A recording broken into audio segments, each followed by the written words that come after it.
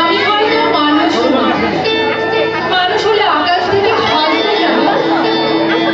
মানুষ হলে অন্যরকম হাত থাকবে, নাক থাকবে, তোমার মতো চোখ থাকবে, নিকেল মাখা কি সুন্দর চোখ থাকবে। ভালোবাসার কথা দিলে